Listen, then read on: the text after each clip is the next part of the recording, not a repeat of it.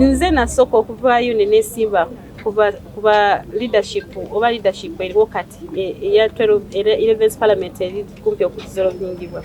Navaayo nga maze okulaba nti parliament eno eya 11 ebadde n'omutindo omuserewu ennyo ogwa wansi ate nga bateesa ebintu abantu bye batayagala, naye ng'ebyo byonna babadde babikola kigenderere so that wansi eno basobole okuba omusimbi w'omusolo. Kuno si corruption nga bwekiyita ekibadde mu 11th parliament bagiyita looting national resources. Tobola abavuddeyo okubeera nga speaker, enjagala bano abakozi ba gavumenti abakola mu parliament nabo mbatereze, kubanga tosobola kubeera n'akasenge kamu kalimu abantu 12 bonna baba bajjuza omwo, buli omu tamanyi kyalina kukola, naye buli omu ye boss mu ngeri ye. Ono yavuma speaker, ono yakola bwati, bonna babawadde emirimu, ono yakyuka awagira kati speaker.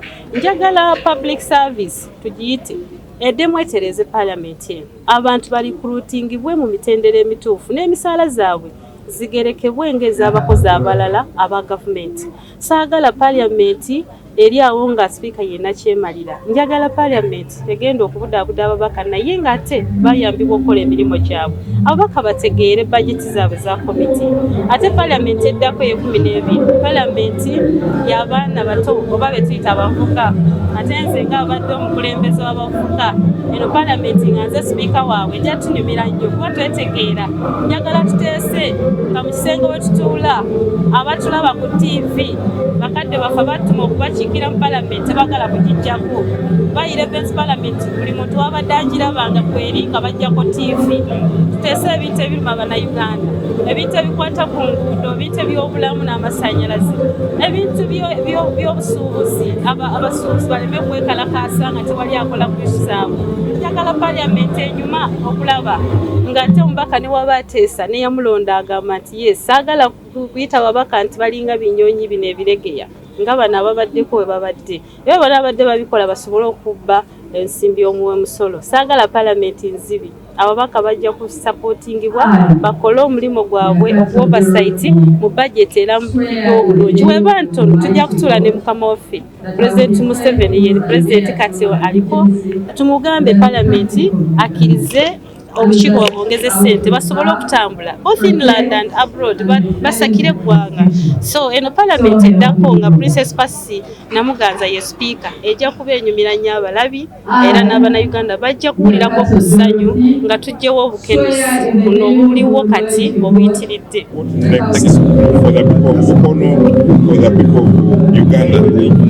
First of all, I'm so grateful that the Almighty God has brought me to this day that I've been waiting for a long time. I have finished to swear in to serve in the 12th Parliament.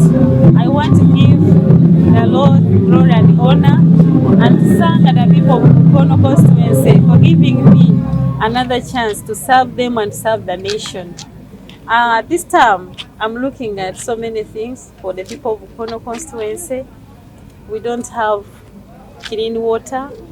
We don't have jobs for the youth. Mukono is one of the areas whereby the population is so high and youth unemployment is overwhelming.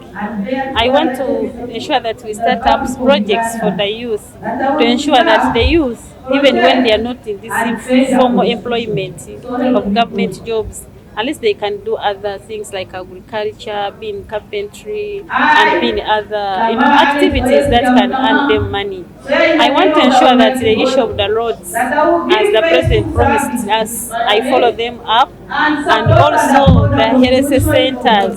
We didn't have so many health centers, but now when the President was campaigning, he promised to upgrade other 3 more health center 3s, and to ensure that Namutumba district gets a district hospital.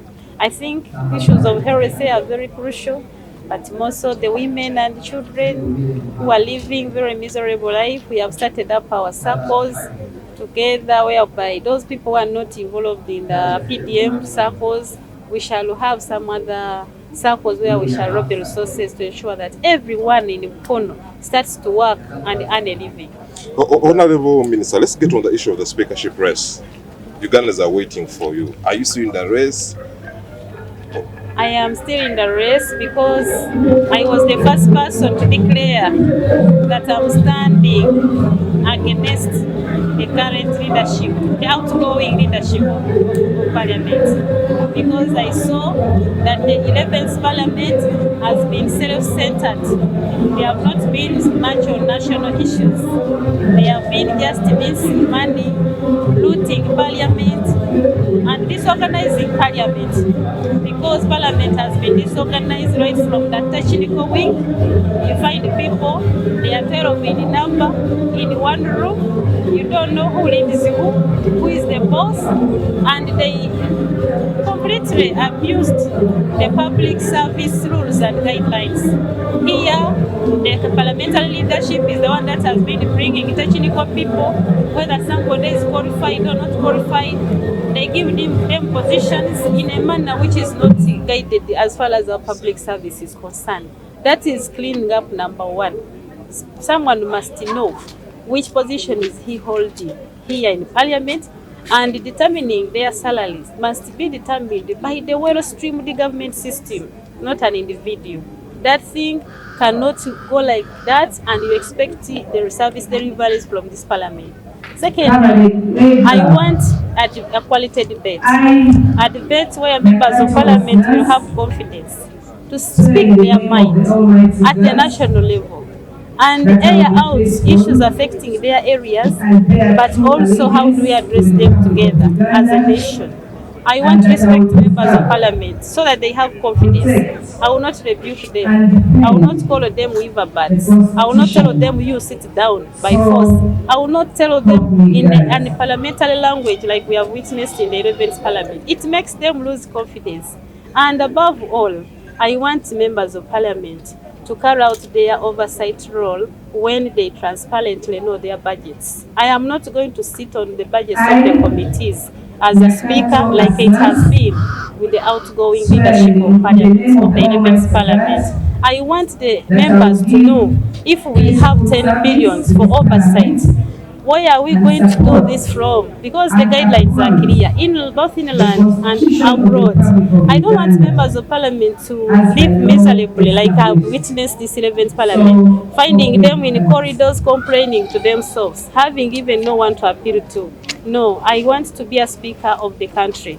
I want to articulate national issues, not personal. I will not bring personal wars here at the floor of Parliament like it has been in this 11th Parliament. I am not going to shut up any member who has an issue. I want us to debate the Parliament we want. And this Telos Parliament is full of youth. And the fact that I've been a youth leader for a long time, I'm sure if I'm the speaker of the Telos Parliament, this Parliament is going to be very enjoyable. Not only us as leaders, as legislators, as legislators, but also the people of Uganda as a whole. Ona misatandikira mu Uganda, okyali mu lupaano lwa speaker era biki by'oteekateeka okukola singa onaaba weereddwa omukisa. Nsokera ddala ndi musanyufu nti olwaleero ekirayiro ekinfula omubaka akiika mu Parliament eddako ey'e12. Njagala kwebaza Katonda n'abantu b'Mukono constituency olw'omukisa gwe bampa ne nsobola okukomawo okuba nti nsobodde okuba ekirayiro kino ng'omubaka. Nze nasooka okuvaayo ne neesimba kuba leadership oba leadership eriwo kati eya 11th Parliament eri kumpi okudizolvingibwa. Navaayo nga maze okulaba nti Parliament eno eya Benemu ebadde n'omutindo omuserewu ennyo ogwa wansi ate nga bateesa ebintu abantu bye batayagala, naye ng'ebyo byonna babadde babikola kigenderere so that wansi eno basobole okuba omusimbi ogw'omusolo. Kuno si corruption nga bwekiyita ekibadde mu 11th Parliament bagiyita looting national resources. Tobola abavuddeyo okubeera nga speaker. Enjagala bano abakozi ba gavumenti abakola mu Parliament nabo mbatereze, kubanga tosobola kubeera n'akasenge kamu kalimu abantu 12 bonna baba bajjuza omu, buli omu tamanyi kyalina kukola, naye buli omu ye boss mu ngeri ye. Ono yavuma speaker, ono yakola bwati, bonna babawadde emirimu, ono yakyuka awagira kati speaker. Njagala public service tugiyite eddemu etereze Parliament eno, abantu balikulutingibwe mu mitendera emituufu n'emisaala zaabwe zigerekebwe ng'ez'abakozi abalala aba gavumenti. Saagala Parliament eri awo nga speaker yenna kyemalira njagala parliament egenda okubudaabuda ababaka naye nga ate bayambibwa okukola emirimu gyabwe ababaka bategeere bajeti zaabwe za komiti ate parliament eddako ye12 parliament y'abaana bato oba be tuyita abavuka ate nze nga abadde omukulembeze w'abavuka eno parliament nga nze speaker waabwe ejja tunyumira nnyo kuba twetegeera njagala tuteese nga mu kisenge we tutuula abatulaba ku TV bakadde bafa batuma okubakiikira mu parliament bagala kugijjako ba 11 parliament buli muntu wabadde agirabanga kweri nga bajjako TV tuteese ebintu ebiruma bannayuganda ebintu ebikwata ku nguudo ebintu ebyobulamu n'amasannyalaze ebintu by'obusuubuzi abasuubuzi baleme okwekalakaasa nga tewali akola ku isu zaabwe njagala parliament enyuma okulaba ng'ate omubaka ne waba ateesa neyamulonda agamba nti ye saagala kuyita ababaka nti balinga binyonyi bino ebiregeya